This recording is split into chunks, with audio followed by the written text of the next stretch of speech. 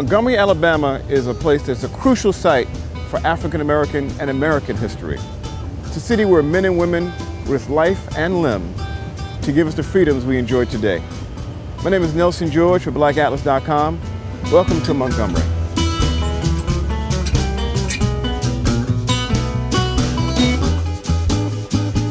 We are outside the Rosa Parks Museum and Library here in Montgomery, and I saw this sign and I just wanted to read it to you. At the bus stop on this site on December 1st, 1955, Mrs. Rosa Parks refused to give up her seat to boarding whites.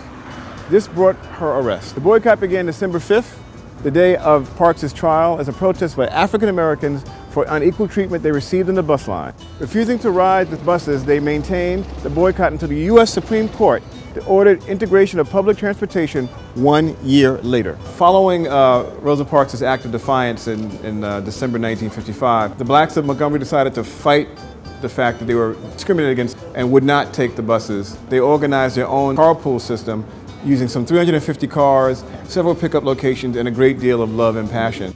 Here, a half-century ago, one little black woman led a transformation that has changed everything about how we live, move, even breathe in this country. In the center of Montgomery is a contrast between civil rights past and present.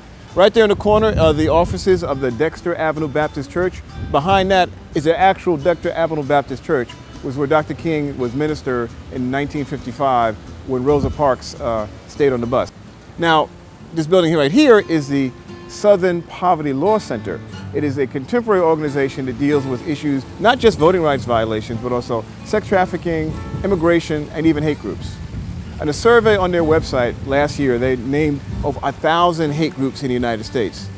A sign of the times, in fact, that the civil rights movement as we know it continues on.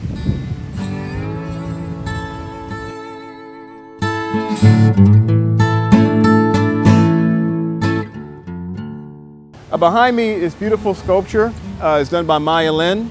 Maya Lin is a person who designed the Vietnam Memorial in DC, and she did this tribute to the civil rights movement, which is at the entrance to the Civil Rights Memorial Center, which is run by the Southern Poverty Law Center.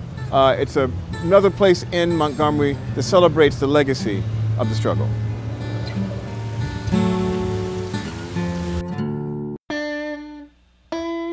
If you take Highway 80 out of Montgomery, it'll take you straight to Selma, Alabama, and to this bridge, the Edmund Pettus Bridge, which in March of 1965 was the site of 3 marches that changed the course of American history.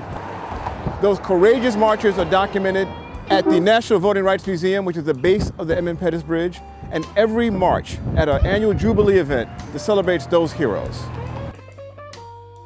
Well, the National Voting Rights Museum and Institute specifically was started in 1991 by Fire Rose Touré, formerly Rose Sanders. This institution is co-founded by members of that particular movement who were the ones that were on the battlefield, the ones that were part of the march, the ones that died, the ones that prayed, that were stomped, that were beaten. So we're very proud to be an institution that comes directly out of that. I mean, when you walk into the museum, there's a room where you see literally the footprints of people who marched.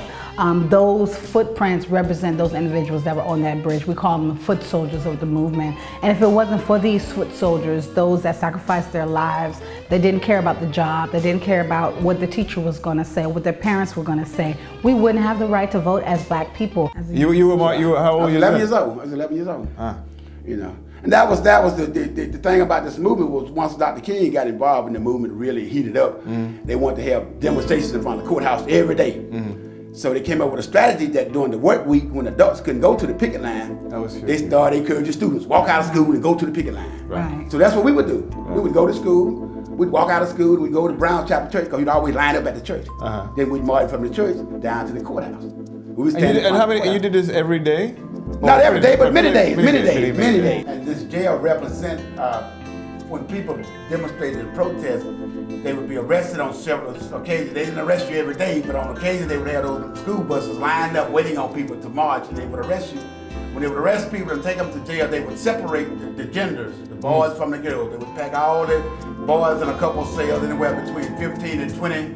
A cell this big? And a cell this big, yeah. So they would place this tub of water in the middle of the floor with a dipper, and that was your drinking water.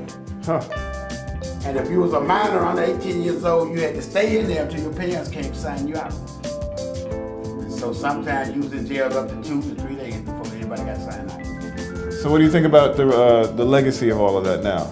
You look back on it and where we are Well, now. it's very obvious, you know, the most powerful individual in the world is sitting in the White House as a black man. Yeah. Yep, So I because of think what that's a happened direct legacy. Right, and that's You know, voting. I think, you know, All about yes, voting. you know. You have a celebration that happens every year here in Selma around the Edmund Pettus Bridge. Tell me about that event.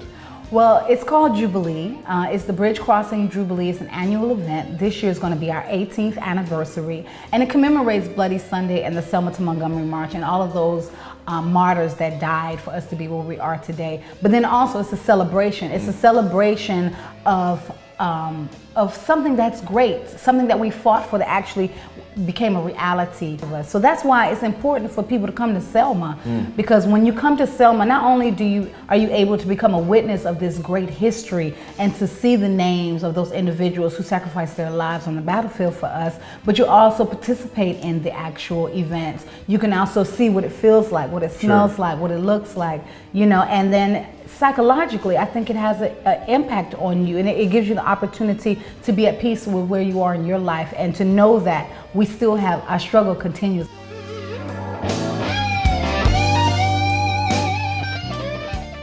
The road that connects Montgomery to Selma is like the road that connects our past to our future.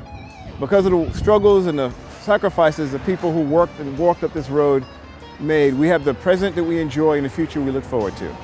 So if you're in Alabama, you must come to this area and honor our ancestors. It's Nelson George from BlackAtlas.com. Catch you in the air.